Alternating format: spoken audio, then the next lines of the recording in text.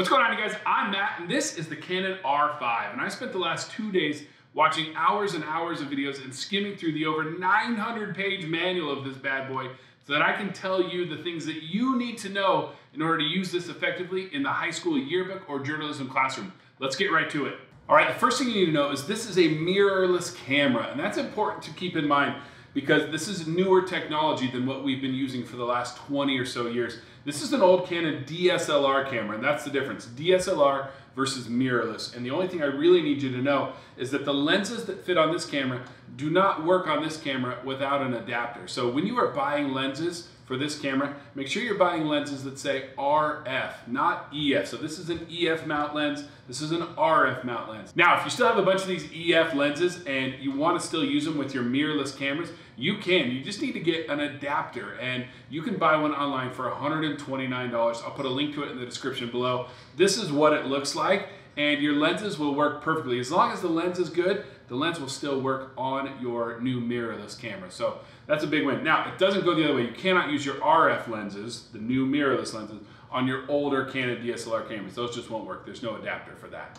As long as we're talking about lenses, let's talk about the lenses that are on the front of this camera. I highly recommend when you send students out to shoot with these that you leave the lens hood on. That's this thing right here. Leave this on because it's going to help protect the camera when students are out using it. And I also really want you to have a UV filter. So one of the things you can get, these are like 10 bucks on Amazon, you guys. They're super cheap. You're going to want to get a certain size. So it says right here that this is a, what is it? This lens is an 82 millimeter. That means the size of this opening is 82 millimeters. So hop on Amazon, order yourself an 82 millimeter UV filter. You do not need to get the expensive $70 to $100 ones. Get the $10 ones. Screw that on there, and that's just like a screen protector for the front of your lens. And then keep this lens hood on here. These typically have these little push buttons right here, and what you're going to do is you're just going to line it up until, just get it on there and kind of spin it around until it clicks, and then you're going to twist, and there you go. That's locked into place. And then if you want to take it off, you'll just push this little button again and turn it to take it off. When you do put these away, it's not a bad idea to flip these around like that. They do go on backwards like that. So that's how you store the lens. But anytime it's being used, these are supposed to be used to prevent lens flare in the sunlight. I use them to protect lenses from teenagers who sometimes swing cameras around a little carelessly. Another thing about Canon lenses, this is not R5 specific, but every Canon lens will have an AF or MF switch on it, just like you see right here. You always want to make sure that is set to autofocus. Well, not always, but anytime you want autofocus, which you normally will, 99.9% of the time you will. So if your camera's not autofocusing, just make sure that autofocus switch right there is set to AF. And then one last thing with lenses, and this does have to do with the camera. If you're going to break your camera or your lens, it's going to be when you're doing this. So we have to be so careful anytime we're switching lenses. So I want you to notice that on the front of the camera, there's a little red line right there. Do you see that? And then on the lens, there is also a little red line. Do not try to force this, you guys. Just be super gentle. Come in here, line up the red dot on the body with the red line on the lens, and we're gonna just very gently seat that in, and then we're gonna turn it until it clicks into place. Make sure you get that click. If it doesn't click, it's not on all the way. So make sure you hear that click. Very satisfying. Let's jump into how this camera works. Super simple. We got an on-off switch right here, very basic. I've never seen a mode dial like this before, so I want to go over this. In order to change your camera modes, meaning whether you want to shoot in manual or aperture priority or shutter priority, you're going to tap the mode button right there, and then you can turn the wheel right here to scroll through and see the different modes. You can also see them here on the back of the camera, and you can just tap whichever mode you would like to go into. We're mostly going to be using manual and shutter priority with this camera. Those are the two modes we're going to use more than any other. You've got 3 wheels on your camera that you're going to be using a lot. This is your main one right here, right by the shutter release. This one is going to change some important settings. You've got this one right here. When it's not the mode dial, it also will change things. And you've got this one here on the back of the camera that will also change some certain settings. So let's kind of go over what those do really quick. So when I am in shutter priority or aperture priority, the main dial right here, this wheel right here, this controls whatever mode I'm in. So for example, if I switch back to shutter priority, then this dial changes the shutter speed. And you can see that happening right here on the top of the camera or right here on the back of the camera. This wheel is changing the shutter speed. If I switch over to aperture priority, which we're not really going to use, but it's good to know, You can see this dial, this same wheel, now changes the aperture. You can see the f-stop is changing right there, or right here on the back of the camera. That's the f-stop right there. Okay? But when we're in manual exposure, we need to know what all three of these dials do. In manual exposure, this wheel right here is in charge of our shutter speed, and you can see that changing right there. This one right here, by my thumb, this one is in charge of the ISO, and you can see that changing right there. And then this one back here is in charge of the f-stop. So that's what the three different dials do based on what mode you're using. Quick, you guys, I just want to show you there's two other buttons here on the top of the camera that I want you to be aware of. The first one is this little light bulb button.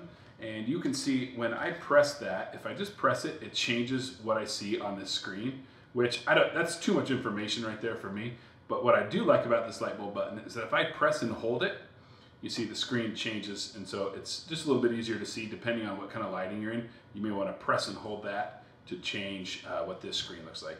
You also have this M-FN button right here by the main wheel here. And when I press that, that brings up some different options here for me. You can see there's my white balance, and I'm just going to use this wheel on the back to change to different options. And then I would use this one right here to change within those options. So I've got white balance, I've got exposure compensation, I've got ISO, I've got drive, and I've got autofocus modes. And I could quickly change all those by just scrolling through and making adjustments by turning this wheel to get to the different settings and turning this wheel to make adjustments within those settings. Let's keep working our way around to the back of the camera. You've got this little wheel right here, and most people don't know what this is, but this is called the diopter. And if you're ever looking through the viewfinder here and everything looks blurry even though it's in focus, this is what you need to adjust right here. This is for people who have different vision and maybe wear glasses or contacts. When they look through here, it may not be the same as when you or I look through there. So just be aware that this sometimes gets bumped or adjusted, and you'll be able to tell when you're looking through because everything will look blurry even if things should be in focus. So just be aware that that's that little dude right there, and you may need to adjust that guy every once in a while. Let's make our way around to the back of the camera now, and I'm going to be holding it kind of weird so that this camera over here that's filming the back of the camera can see what we're doing. So just bear with me here. Let's take a look at what we have. First thing I want to point out to you is this Q button right here. This is probably the button on the back of the camera that you're going to use more than any other button, so get familiar with where that is. I'm going to go ahead and press Q, and you can see I can start to see different changes here. Now, did you see what happened here? When I passed my hand over this, that screen turned off. And the reason why is because it has a sensor right there at the bottom so that it knows when the camera is up to your eye, it's going to turn that screen off. Otherwise, it's hard to see when you're looking through the viewfinder. That's a really nice feature, but it's also kind of annoying when you're doing stuff like this. But anyways, so real quick, I hit this Q button, and you can see I can come in, and I can either use this little joystick dude right here to navigate around, or I can use this wheel right here to navigate around. And let's just go through what some of these different settings are. I'm going to start up here in the top left, and we're just going to work our way through if that is okay. So this is our autofocus mode. This is what kind of autofocus it's going to use. I'm going to go ahead and, whoops, let's hit that Q again. And if I press over on or left or right on this little joystick, that brings me to my different settings. 99.9% of the time, I want you on this one right here, this face and eye auto tracking.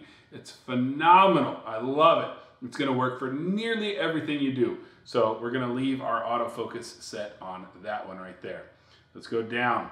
These are our autofocus modes. We've got one shot or servo here. Remember, one shot is if your subjects are sitting in a desk like I am right now. Servo is if you're photographing a football game or subjects that are moving around where the distance between the camera and the subject is constantly changing. That's when you're going to want to use servo right there. This next one down, this is what kind of file the camera is going to capture. We can either record JPEG or RAW files. I think for the most part, you should be shooting JPEG. Some people will disagree with that and tell me you should be shooting RAW, but in order to shoot RAW, you really have to have a lot of space and you have to have the software in order to use it. So I think JPEG works for 99% of, that's not true. I'm gonna say 95% of what you'll be shooting. There are some situations where I think you should be shooting RAW. Let's keep going down. This next one is our drive. This is how fast the camera can take photos. So you can see I've got single shooting. This means every time I press and hold the shutter release, the camera is just going to take one photo. This next one over is high-speed continuous. This is, depending on the camera settings and the battery life, is about 12 frames per second, which is insane. Now, once the battery drops below about 60%, that slows down to about 9 frames per second. And as the battery gets even lower, it may drop to 7 frames per second. So quick pro tip, if you have some extra batteries, use them. And when you see your camera's at about 60 to 50%, swap out that battery so that you're not missing some shots, if you have enough batteries to do that. And let's keep going down. This is high speed, but not high speed plus. So this first one was high speed continuous plus. This is high speed. This is low speed. This is about 3 frames per second. And these last ones are self-timer mode, so you're probably rarely going to use those. I think somewhere between these two is probably where you want to spend most of your time. If you're in a classroom where it's not really exciting, things aren't moving super quickly, kids are maybe doing an art project or something like that, then I would maybe go to low speed continuous or single, but anytime you're at a sporting event, you're at one of these two right here. This is your metering mode. Just leave that on this one right here. Don't ever change that. Let's keep going down. This is anti-flicker. Let's talk about this really fast.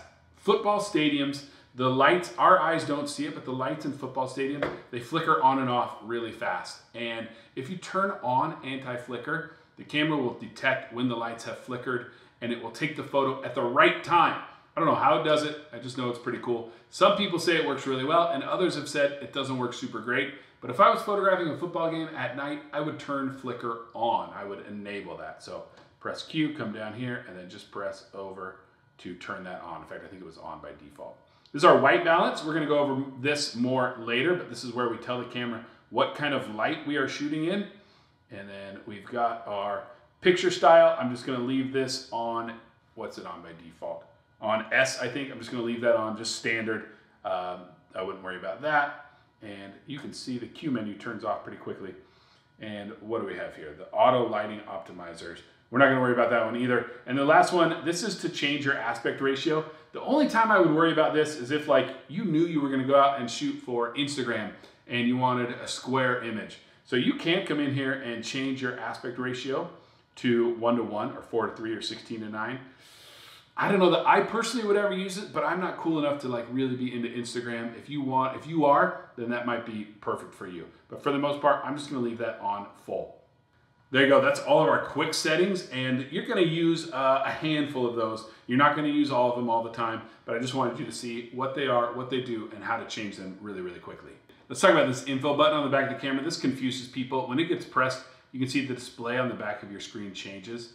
And now there's no display there at all. And now there's no picture there at all. So just know if you're not seeing what you wanted to see or what you're expecting to see on the back of the camera, it's probably because this info button got bumped. That happened to my students all the time. Let's talk playback real quick. In order to see the photos you took, you're gonna just press this button right here. And that's gonna show you the photos you took. There's a lovely photo on my keyboard. You can scroll through by turning the wheel right here. You can also, just so you know, pinch to zoom in or out of your image, and you can also kind of pan around while you're looking at it right here. And then one other cool feature is that you can rate your images. So if you were shooting something and there was some downtime, like there's nothing happening, you might really quickly sit down and scroll through your images here in the playback mode. And if you see one that you really like that one is awesome, just press this rate button one time. Just give it 1 star. We're not worrying about saying 1 star or 5 stars. We're taking too many photos and things usually happen too fast to go through and be like, that's a 1 star. And you can see if I keep pressing rate, I can change the number of stars.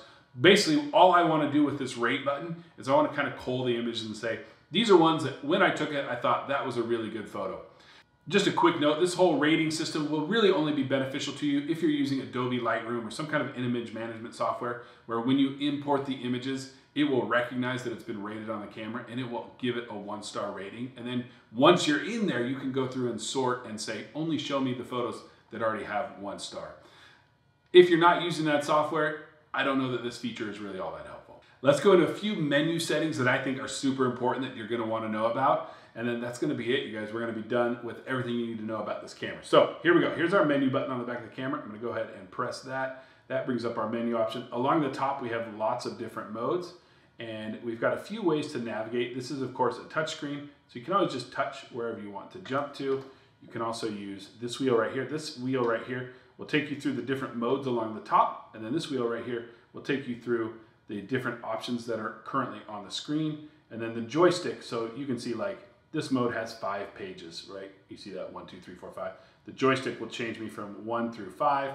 This one right here will move me up and down, and then this one up here will move me from the different settings. So let's go ahead and talk about formatting your memory card. So I feel like before every shoot, your memory card should be formatted, but no sooner So here, really, really quickly was my system, is I had a dedicated student. So I always knew if a memory card was in a certain bucket or card holder, that the photos that were on that card had been downloaded to a computer. So I could feel confident with that. So my student would download the photos, they would leave the photos on the memory card, and then they would take that card and they would put it at the back of my memory card bucket. So my cards were sorted or ordered from back to front. And when kids needed a card, they would come and they would grab the one in the front. And the reason why I did this is because that way those photos still lived on that memory card until it got used. And if you have enough memory cards, that could be weeks before that card gets used again. So that's why I felt confident by the time that card made it into a camera, I wanted it formatted. I wanted everything gone from the card so that it was clean and ready to shoot. So the way you do that is bring up your menu. You're gonna navigate over to the wrench, which is this one right here, and screen number 1 on the wrench will have your option to format card. So I'm gonna go ahead and do that. Format card. I'm gonna choose, this camera does have 2 memory card slots. I'm gonna go ahead and choose the second one because that's what my memory card is in, and I'm gonna choose OK. Now here's a little pro tip. Your images are actually still on the card after you format it, but to get to them, you'll have to use some image recovery software, unless you do a low-level format, which I would not recommend you do. That's gonna completely wipe everything on the card, so we're not gonna do that. I'm just gonna press OK here, and you can see that erases everything on the card, and that gives me a nice clean card to start shooting an event with. Another super important setting is that by default, this camera will take pictures if there's no memory card in it, and we need to turn that off. So let's go to our menu. We're gonna go to the camera screen right here, the first one, and then we're gonna go over to screen number 6. And we're going to find release without card, and you can see I've already gone in and turned it off, but that should absolutely 100% be on disable or off. So we're gonna set that. That way, if there's no memory card in it, you can't take photos, and that way you don't run the risk of shooting an entire event and then getting to the end and realizing, ooh, there was no memory card in there. Speaking of which, here's a little pro tip. Here's what I want you to do. I want you to buy some really cheap memory cards, just like the cheapest ones you can find that are maybe 256 gigabytes. And I want you to just put a couple in like the pocket of every camera bag. And the reason why I want you to do this is just in case a kid does forget a memory card, or they go absolutely crazy and somehow they shoot over 10,000 photos and they fill up a memory card, there's an extra one hiding in your camera bag somewhere. For the most part, those cheap little memory cards will never get used, but I want them hiding in every camera bag you have so that if it's ever needed, they're there. Let's talk about one other option that you might use, you might not, it's up to you. You're gonna have to decide if you wanna use it or not. This camera shoots in what's called Jpeg or RAW files. We've already talked about using Jpeg, but Jpeg, the file format Jpeg is like 20 years old. I don't know, maybe 30 or 40 years old. I don't know, it's super old, it's very outdated. Apple a few years ago came up with a new format called Heif, and it was a pain at first because nobody could open these files except for Apple products. But for the most part, most software programs can open Heif files, and they are better quality than JPEGs. So as long as you know you have the software that can work with an Heif file, and that your online design software works with the Heif file, which if you're using Herf Jones eDesign, I know it does. I don't know about any of the other ones, but I know eDesign does. Then it's probably a good idea to come in here and change this to Heif. And it's very confusing how to find it. You wouldn't find it. We're gonna go to the camera menu. We're gonna go to screen number 2. Right here, we're looking for HDRPQ. And I'm gonna come down here and I'm gonna come in and I'm gonna turn this to on. And we're gonna just go to HDR shooting. We'll press the set button and we'll come down here and we'll turn this on. Probably a good idea to just test it. Make sure it's gonna work with your computers. Make sure when you download these photos to your computer, you can look at them. If you can and everything works, I recommend you use the Heif file format. It's gonna give you better quality images. Let's keep going on some of these menu settings. This camera is pretty quiet unless you need it to be really quiet. So you can see when I focus, it makes a little beeping sound. And then when I take pictures, it makes noise too. And we can actually turn off both of those noises. So let me show you how that's done real quick. Let's go back into our menu settings by pressing menu. We want to get to the wrench and we want to get to screen 2. And let's turn off the beep. And you got a couple different options here. You can either make it so that it only beeps like if you're tapping things on the screen, or you can completely turn the beep off altogether. So I'm going to go ahead and just disable that. Now, the next thing we're going to do is we're going to make it so that the shutter is perfectly quiet. Now, a couple of things you need to know. Earlier we talked about turning on that HEIF setting, that HDRPQ. This does need to be turned off in order for what I'm about to show you to work. Also, that anti-flicker that we talked about earlier, that also needs to be turned off. So I wouldn't use this very often, and there are some reasons why, but for the most part, I don't think it's a very good choice. But if you're ever photographing something and you just need your camera to be making no noise at all, there's an option we have. Let's go ahead and go back into our menu. Let's go to the camera setting, and we're gonna go to screen number 6, and we're looking for shutter mode. And what we're gonna do is we're gonna come in here and we're gonna change this off of mechanical all the way down to electronic. Now again, electronic won't be available if there are certain settings that are turned on. But basically, when you're in electronic mode, the shutter makes no noise, and you can actually shoot 20 frames per second. Again, I wouldn't use this for football games or anything with action in it. In fact, I really wouldn't use it unless you need to. So I'm gonna go ahead and set it to electronic, and watch this. With the beep off and with the shutter set to electronic, I'm going to press the button here, and it's taking photos right now, and it's making no noise. And this can be a little bit confusing. If a student sets this setting but forgets to change it back when they're done, somebody else picks up the camera and they're pressing the button and it's not beeping, it's not clicking, nothing's happening, and they think the camera's broken.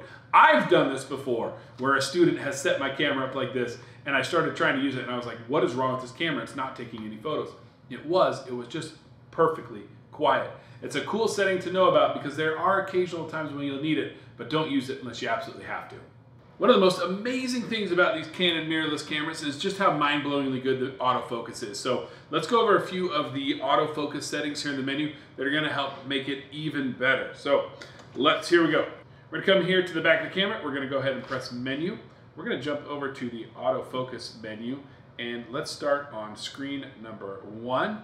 And let's go over just a few of the settings that we find on here. First one is our autofocus operation and our autofocus method. Those we were able to see on our main screen. We could adjust those by just changing the Q settings on our main screen. So we're not gonna worry about too much about those. But look at this one right here. This next one is really cool. The subject to detect. You can tell if you're gonna be photographing people, animals, or vehicles, or not try to detect subjects. How cool is that? I would absolutely 100%, of course, leave this set to people for what the kind of photography you are going to be doing. Eye detection. How cool is this? You can set this so that when it sees the face of a person, it's gonna find their eye and it's gonna focus on that. How insane is that? And then the continuous autofocus, this is not what you think it is. If this is turned on, the camera is always trying to autofocus, even if I'm just walking around with the camera pointed at the ground, and that's gonna wear off the battery. So I leave that on disabled. Let's jump over to page number 2. We're not gonna do anything here. So quickly, let's jump over to page number 3. This is the last one we're gonna worry about. And there are 4 cases here. And cases are basically how you're gonna tell the camera how you want it to autofocus. And I won't go too much into the weeds here, but I will say I think case 2 is probably your best bet. Case 2 is going to lock onto your subject. For example, the quarterback on the football team, he gets the ball snapped to him and he drops back, and you are keeping the autofocus locked on him. It's gonna follow him, and even if another player runs in between you and the quarterback, or the referee comes between you and the quarterback, it's going to stay focused on the quarterback, which is awesome. The only problem with that is that when the quarterback hands off the ball to the running back, we have to tell the autofocus, stop focusing on that guy and now start focusing on that guy. And that's actually really easy. All you gotta do is, you autofocus by pressing and holding this button halfway down.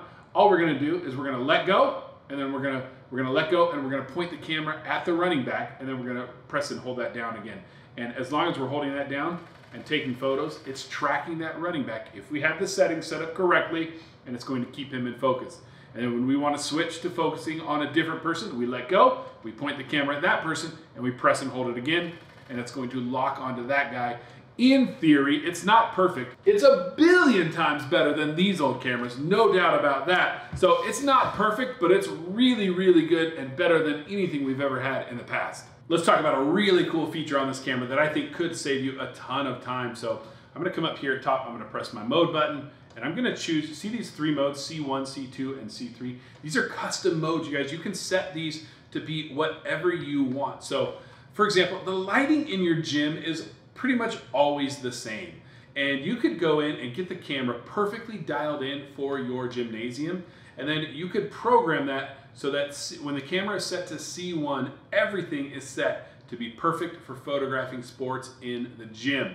Let me show you how you would do that. So I'm gonna just leave it in manual for now because that's the mode I would photograph in a gym. I'm gonna set up my shutter speed. I'm gonna go ahead and just make some changes to the camera that I would use if I was photographing in a gym. I'm gonna put my ISO on auto because I just think that's a little bit easier. I've got everything else is set the way I want it. I might even go in and set a custom white balance, which again, I'm gonna show you how to do in a different video just for the gym. So this is basically telling the camera exactly what kind of lighting that you get in the gym. One of the trickiest situations to get the lighting right, by the way.